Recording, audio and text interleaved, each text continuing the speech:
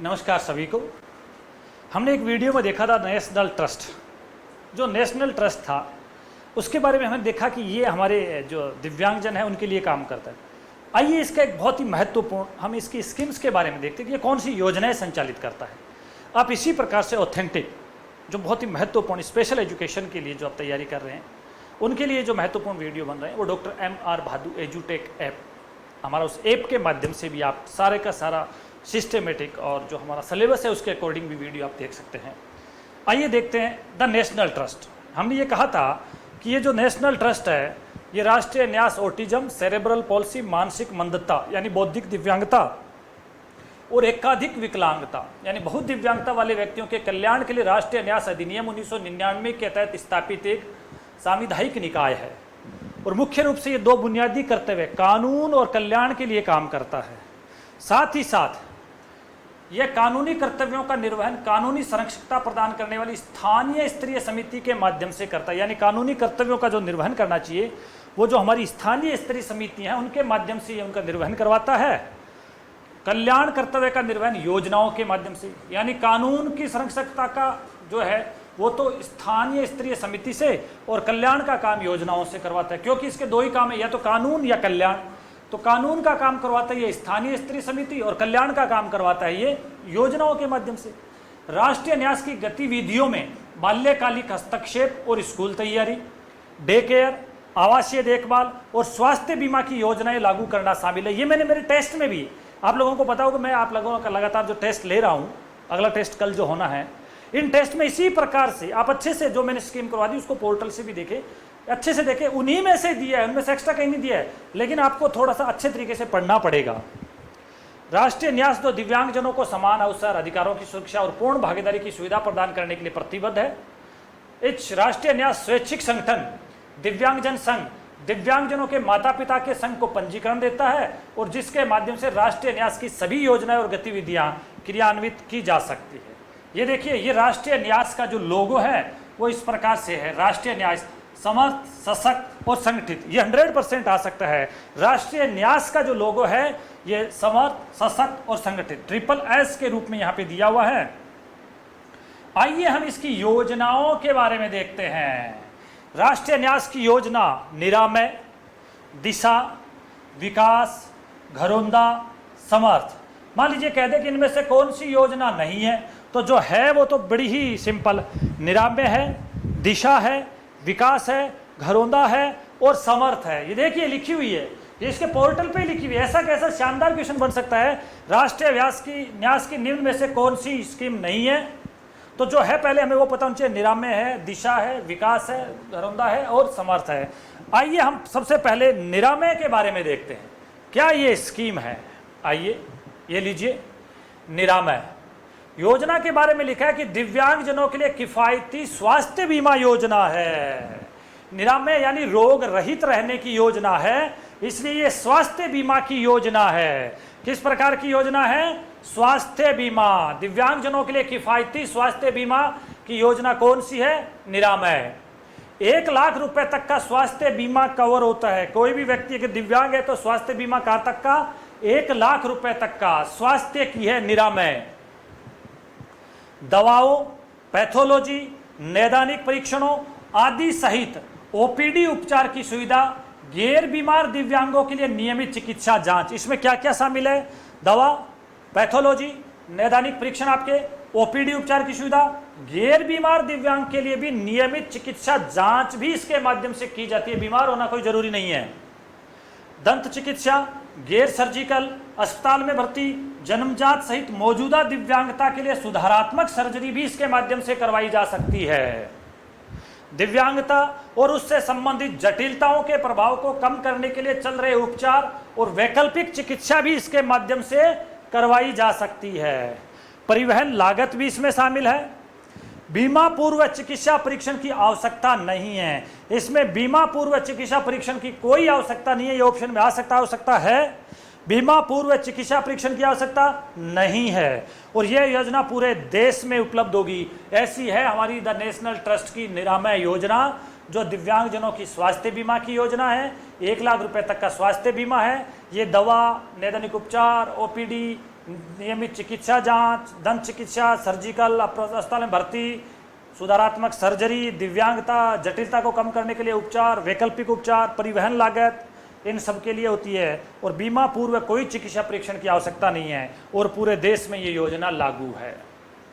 देखिए योजना का विवरण, योजना के विवरण में लिखा है, इस योजना में व्यापक स्वास्थ्य बीमा कवर देने की कोशिश की गई है, जिसमें सभी आयु समूह के लिए एक ही प्रीमियम होगा। व्यक्ति चाहे किसी भी आयु का हो, प्रीमियम एक ही होगा, जो राष्ट्रीय न्यास अधिनियम में शामिल दिव्यांगताओं में से किन्हीं के होने के बावजूद समान कवरेज करेगा। जो भी राष्ट्रीय न्यास अधिनियम में जो दिव्यांगताएं शामिल है उनको ये कवर करने का काम करेगा।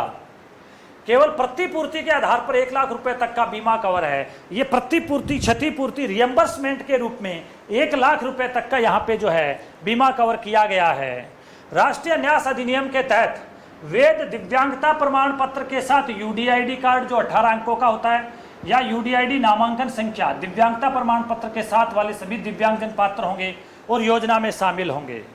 कोई पूर्व बीमा चिकित्सा परीक्षण की जरूरत नहीं है और किसी भी अस्पताल में इससे इलाज करवाया जा सकता है।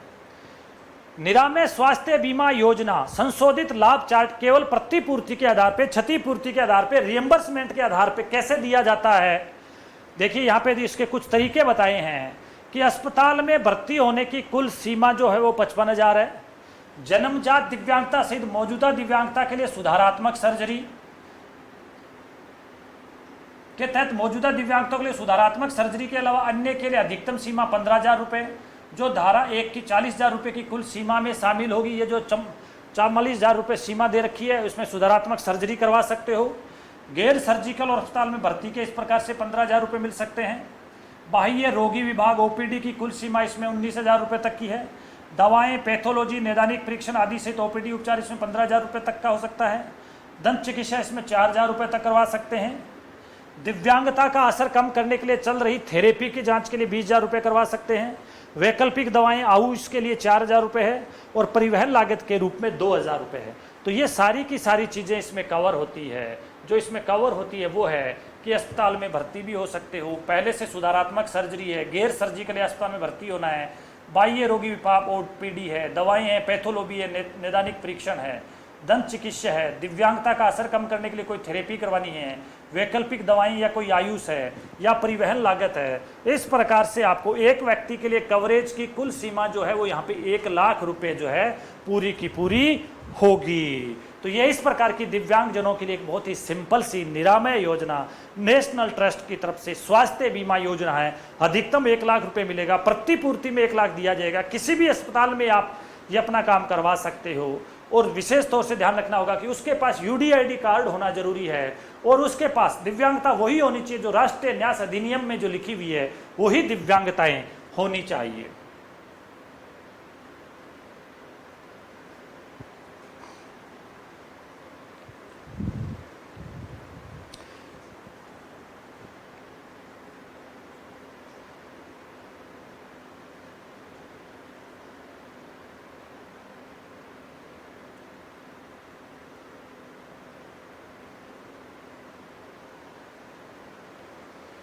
आइए एक और विकास योजना के बारे में पढ़ते हैं। उसका नाम है विकास योजना। का क्या नाम है? विकास योजना। यह भी नेशनल ट्रस्ट की है। यह डे केयर योजना है। कैसी योजना है? डे केयर योजना है। विकास योजना कैसी है? डे केयर योजना है, जिसमें मुख्य रूप से दिव्यांगजन का पारस्परिक और व्यावसायिक कौशल बढ़ाने का प्रयास किया जाता है। डे केयर है, वहां रखा जाता है, उस दिव्यांगजन का पारस्परिक और व्यावसायिक कौशल बढ़ाने का प्रयास किया जाता है। इस योजना के अंतर्गत विकास केंद्रों में दिव्यांगजन की देखभाल संबंधी सहायता का प्रावधान है। क्योंकि डे केयर जब लिखा है, निरामय तिथि स्वास्थ्य बीमा योजना और विकास है उसकी डे केयर की योजना, और डे केयर में भी उसका वोकेशनल कौशल बढ़ाने की योजना है। ये व्यावसायिक कौशल बढ़ाने का प्रयास। विकास केंद्र दिव्यांगजनों के परिवार के सदस्यों को दिन के दौरान अन्य जिम्मेदारियों को पूरा करने के लिए कुछ समय देने में सहायता करते हैं। इसके अंतर्गत दिव्यांगजनों को आयु विशिष्ट गतिविधियों के साथ एक दिन में कम से कम 6 घंटे डे केयर की सुविधा मिलती है। कितने घंटे की? 6 घंटे की डे केयर सुविधा यहाँ पे विकास केंद्रों पे मिलेगी।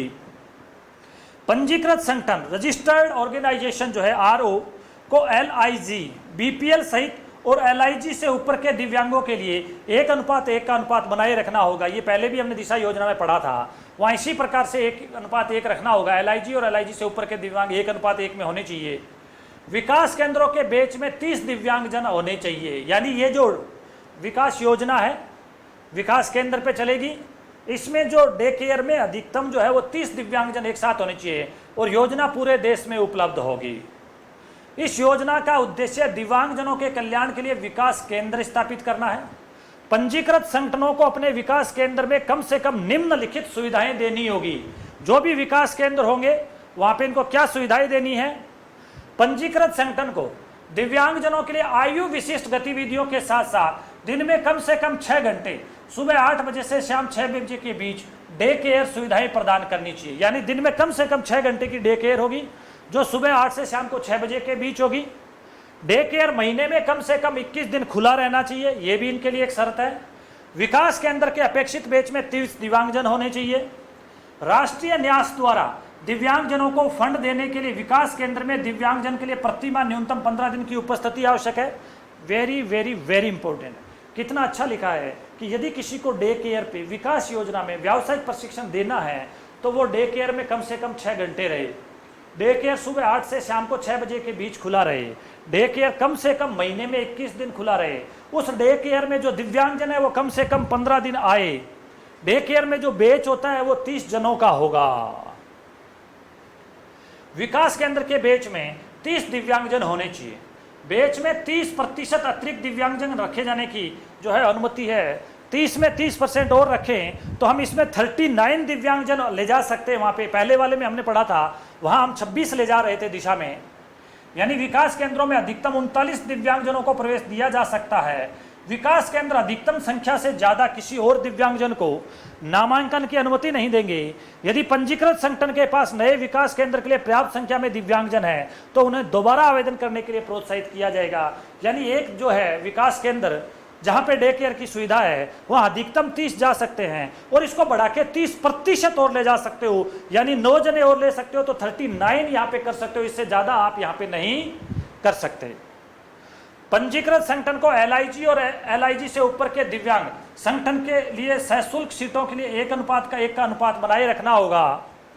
उपरोक्त LIG सीटों के लिए भुगतान पंजीकृत संगठन और अन्य पक्ष, माता पिता, अभिभावक, परिवार के सदस्य, पंजीकृत संगठन या अन्य संस्थान व्यक्ति के बीच पारस्परिक रूप से सहमत नियमों और शर्तों के आधार पर होगा।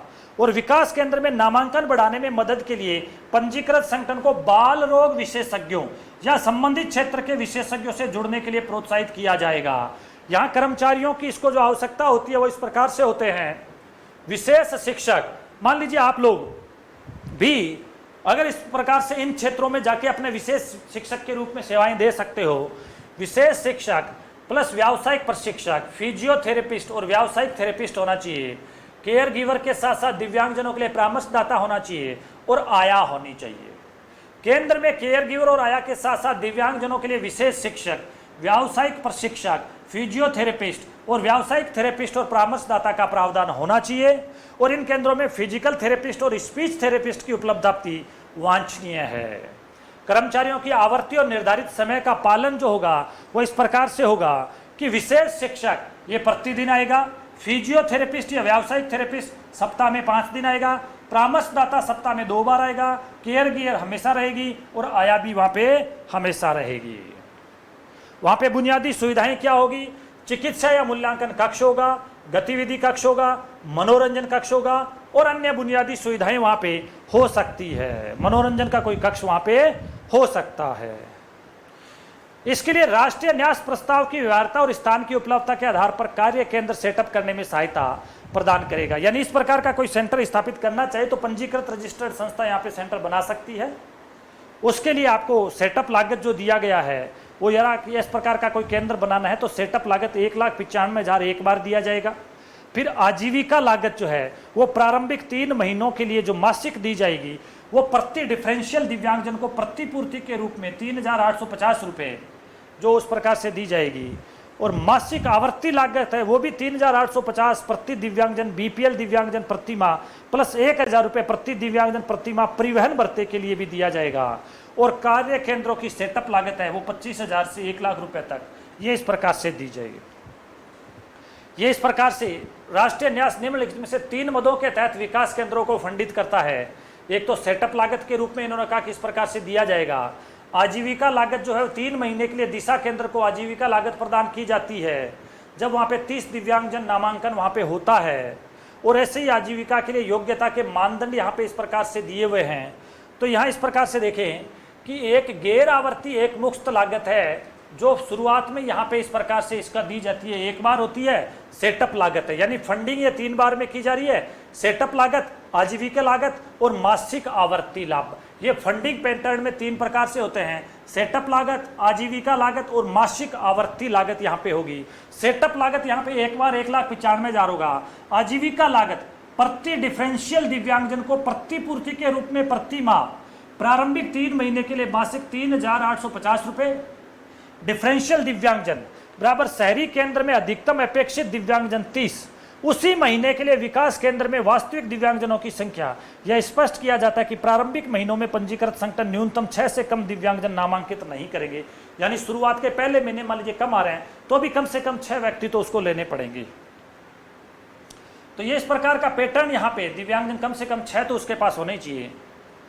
आजीविका लागत की गणना 3 महीनों के दौरान केंद्र में कुल अपेक्षित दिव्यांगजन और वास्तविक दिव्यांगजन की संख्या के अंतर के आधार पर आनुपातिक आधार पर निकाली जाएगी। उदाहरण के लिए यदि पंजीकृत संगठन के पास केंद्र शुरू होने के पहले महीने में 6 दिव्यांगजन है तो 30 - 6 24 दिव्यांगजनों के लिए आजीविका लागत का भुगतान होगा। हालांकि पहले से नामांकित 6 दिव्यांगजनों के लिए योजना के अनुसार मासिक आवर्ती लागत का भुगतान यहाँ पे ये किया जाता रहेगा। ये मासिक आवर्ती लागत का इन्होंने बताया है। ये राष्ट्रीय न्यास विकास केंद्रों में दिव्यांगों को 1:1 में फंड देता है। वहाँ LIG, BPL सहित और LIG के ऊपर के लोगों की संख्या वहाँ पे समान होनी चाहिए। LIG राज्य द्वारा निर्धारित BPL सीमा प्लस संबंधित राज्य की BPL सीमा का अतिरिक्त 50%, इसको यहाँ पे इन्होंने LIG की संख्या में जो है वो लिया है। यदि LIG दिव्यांगजनों की संख्या उपरोक्त, ये थोड़ा सा इन्होंने इस प्रकार से टिपिकल फंड शेयर कहा है, ये इन्होंने LIG और इनकी संख्या कही है। तो ये इस प्रकार से राष्ट्रीय न्यास के साथ वो संगठन पंजीकृत होना चाहिए। इस प्रकार से इनका जो है कि राष्ट्रीय न्यास के साथ वो संगठन पंजीकृत होना चाहिए, दिव्यांगजन अधिनियम के तहत पंजीकृत होना चाहिए, सरकार ने उसको ब्लैक लिस्ट नहीं किया हो, और राष्ट्रीय न्यास अधिनियम में शामिल 4 दिव्यांगताओं में से किसी एक दिव्यांगजन के साथ काम करने का कम से कम 1 वर्ष का अनुभव हो और दिव्यांगजन के साथ काम करने का 2 वर्ष का न्यूनतम अनुभव हो। संगठन पंजीकृत होना चाहिए। तो ये इस प्रकार की जो उसमें है ये होने चाहिए, वो इसके पूरे के पूरे मानक लिखे हैं। ये हमारे लिए, हाँ यहाँ पे ये है, यहाँ पे दिव्यांगजनों के लिए पात्रता मानदंड ये इंपॉर्टेंट है कि विकास केंद्र जो राष्ट्रीय न्याय से फंडिंग हो या न हो, कहता है नामांकित होने के लिए किसी दिव्यांगजन के पास निम्नलिखित पात्रता होनी चाहिए। क्या? दिव्यांगजन की आयु 10 वर्ष उससे अधिक होनी चाहिए। यदि डे केयर में जा रहा है तो दिव्यांगजन की न्यूनतम आयु 10 वर्ष। दिव्यांगजन को राष्ट्रीय न्यास अधिनियम 1999 में शामिल दिव्यांगता, ऑटिज्म, सेरेब्रल पॉलिसी, बौद्धिक दिव्यांगता और बहुदिव्यांगता में से कम 1 से प्रभावित होना चाहिए। और दिव्यांगजन को समर्थ या घरौंदा योजना में एक साथ नामांकित नहीं किया जाना चाहिए।